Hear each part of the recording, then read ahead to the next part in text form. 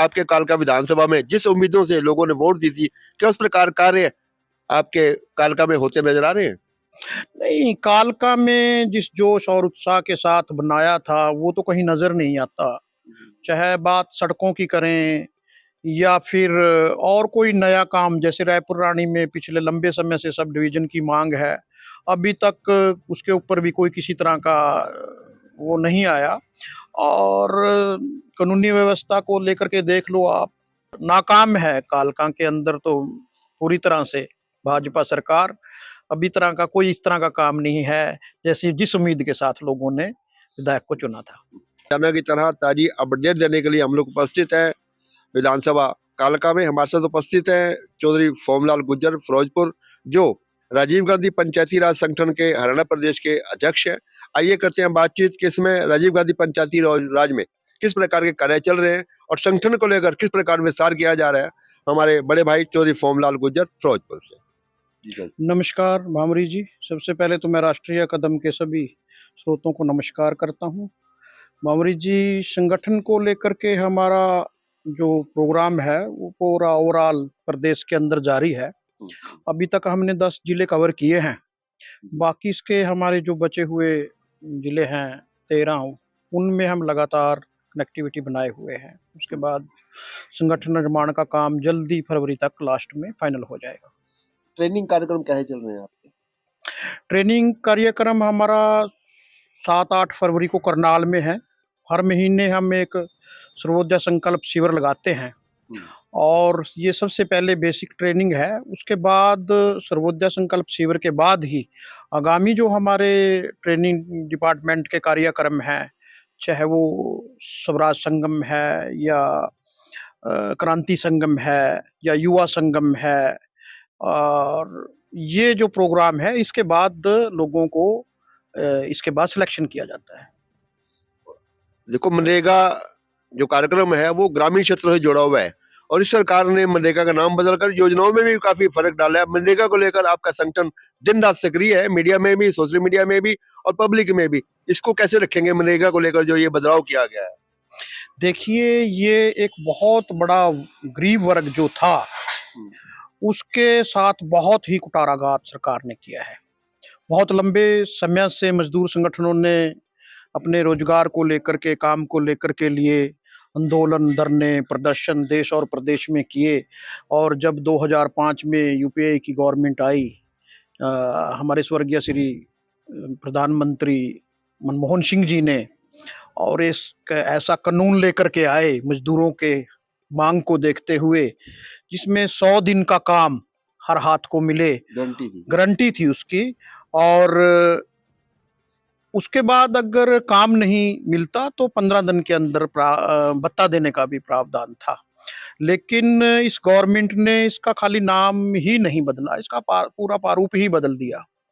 हमारी जो काम के प्रति जवाबदेही बनती थी, एक कानूनी गारंटी थी, हमारा हक था, उसको छीनने का काम किया है और उसको एक स्कीम बनाने को बना दिया कानूनी हक की, जो हमारी एक कानून था मजदूरों के लिए।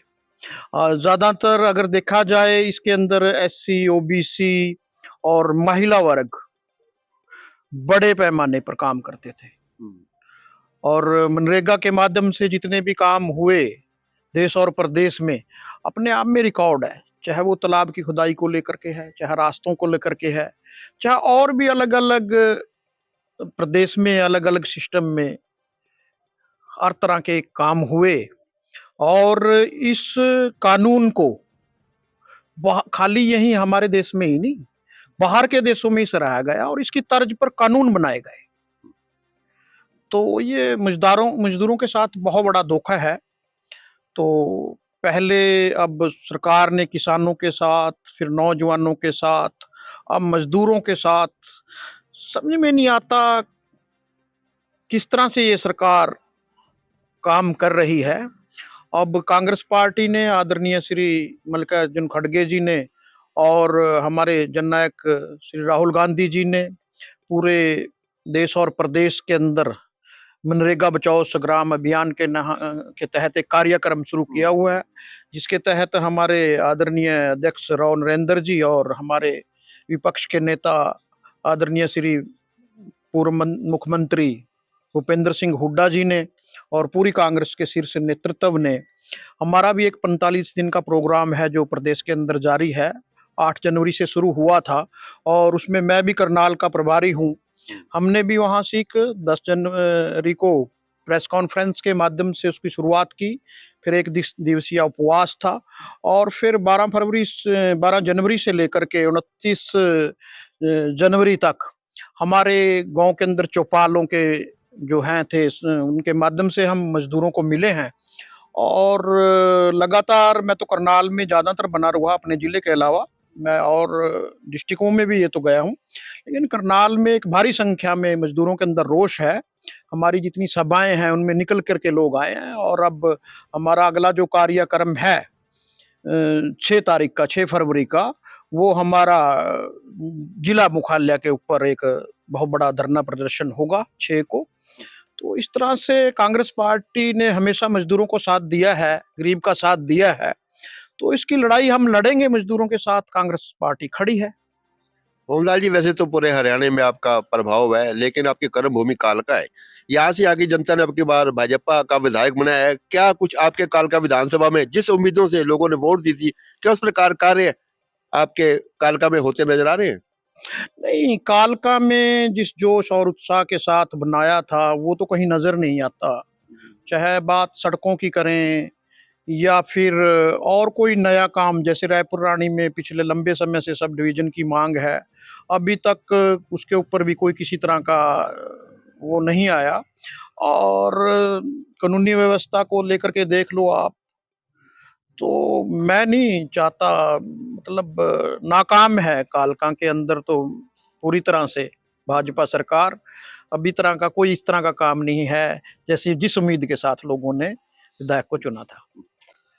चौधरी साहब, आज संत शिरोमणि गुरु रविदास जी की जयंती भी है। मैं चाहूंगा आज अपने माध्यम से आप देशवासियों को इस अवसर पर शुभकामनाएं दें जयंती की। संत श्री रविदास जी महाराज की जन्म जयंती पर मैं सभी आपके दर्शकों को और देश और प्रदेशवासियों को हार्दिक शुभकामनाएं देता हूं और उनके बताए हुए मार्ग पर चलें, हम सब इसी तरह आगे बढ़ें, ऐसी मैं कामना करता हूं। जय हिंद। बहुत बहुत धन्यवाद, बहुत बहुत शुक्रिया चौधरी फॉर्मलाल जी।